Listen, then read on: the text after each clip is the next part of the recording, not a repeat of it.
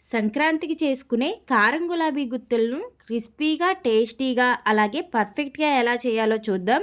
నేను చెప్పే ఈ కొలతలు ఫాలో అయితే వంటలు రాని వాళ్ళైనా పర్ఫెక్ట్గా చేసేయచ్చు.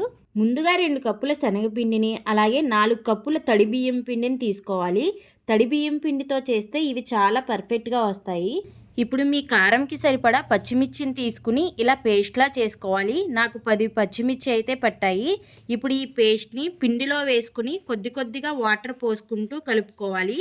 ఇప్పుడు దీనిలోనే రుచికి సరిపడా ఉప్పును కూడా వేసి కన్సిస్టెన్సీ ఇలా వచ్చేలా కలుపుకోవాలి. ఇక్కడ నాకు 2.5 కప్పుల వరకు వాటర్ పట్టాయండి. ఇప్పుడు దీనిని ఒక చిన్న గిన్నెలో వేసుకుని మౌల్డ్ని వేడివేడి ఆయిల్లో కొంచెం టైం ఉంచి ఇలా పిండిలో సగం మునిగే వరకు ముంచి వేడివేడి ఆయిల్లో 1 సెకండ్ ఉంచి పైకి తీసి ఇలా కొంచెం కొడుతూ ఉంటే గులాబీ గుత్తులు ఆయిల్లో పడతాయి. ఇవి గోల్డెన్ బ్రౌన్ కలర్ వచ్చేంత వరకు ఉడికించి తీసేస్తే గులాబీ గుత్తులు రెడీ అయిపోతాయి.